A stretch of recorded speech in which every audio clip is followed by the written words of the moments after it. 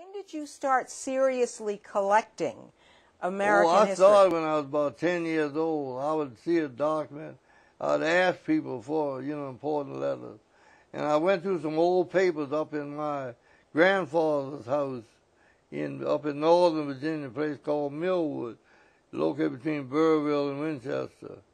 Up the northern tip, see that 4 or 5 states and me right up there. Pennsylvania, Maryland, Virginia, West Virginia.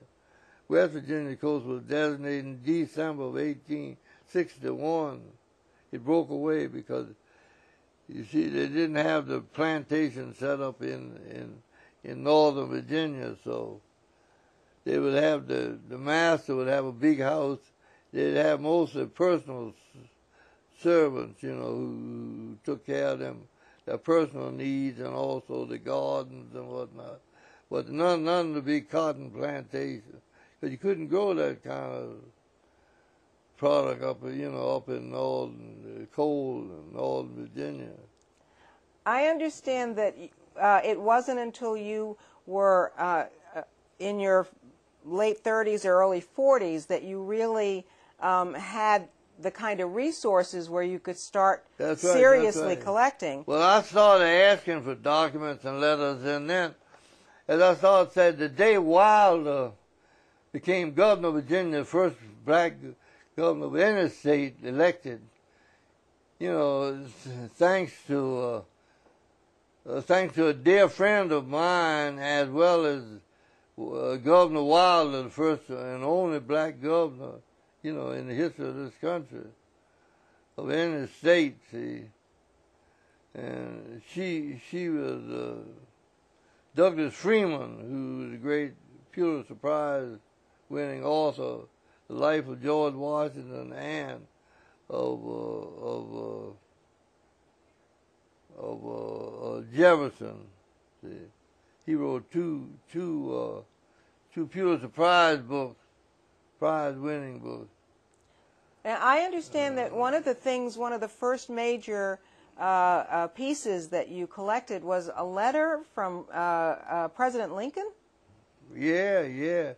I paid $345. I auctioned at my daughter Murr, who's here with us in this magnificent room library here at the Methodist home. She was with me when I auctioned it. I paid $345. My wife was with me when I bought it. My daughter was with me when I auctioned it here at the person called Sorens, a man who ran a auction, documents, letters, auction houses, primarily of books, documents, and letters, important, and papers. I paid $340. I auctioned that book. I kept that letter for about 10 years, I think, or more. And maybe more than 10. Yeah, about 10 years. So we came to Washington in 1965. I came in 65. Yeah, I kept it exactly 10 years.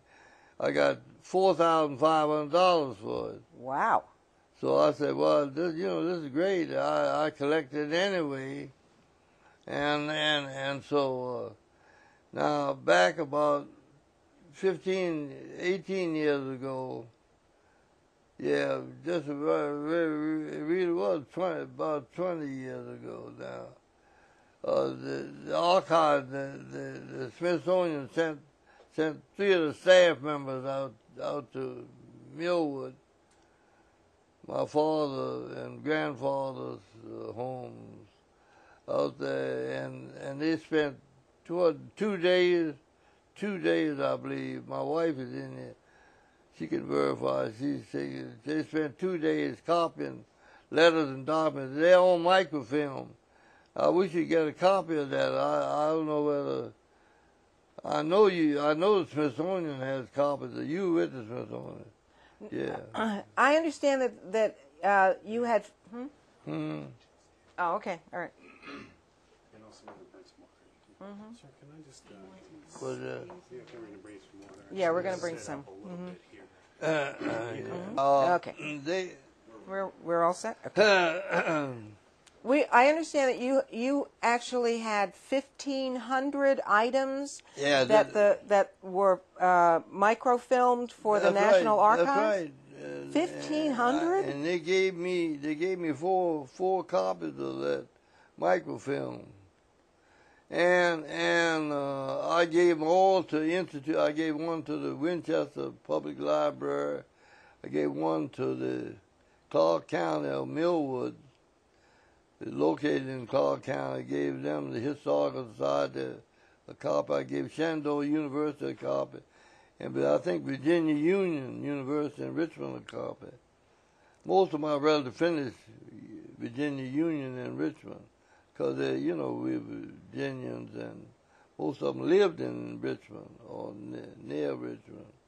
What would you consider, out of those 1,500 items, what do you consider to be the most important documents that you collected? Well, I had 48 Charles Sumner letters. Sumner, and I was beaten at his desk in the Senate after he gave a talk against slavery. He was a senator from Massachusetts. I had 48 of his letters. Well, the same auction house that handled this auctioned this document on Lincoln, I had a number of these 48 Sumner items. I never got any real satisfaction out of that auction those days, but you consider that those Sumner letters were. I think the Sumner letters were most important. Mm-hmm. Sumner, was beaten at his desk in the Senate after he gave a talk against slavery. He was a senator from Massachusetts, a founder of the Republican Party, and so forth and so on. And he was beaten at his desk, beaten up, something awful. He stayed away from the Senate for a couple of years after that. But he was violently opposed. He and Frederick Douglass were very close friends and associates. And so I consider my letters the most important item. Well, next to that would be the Little Drummer Boy.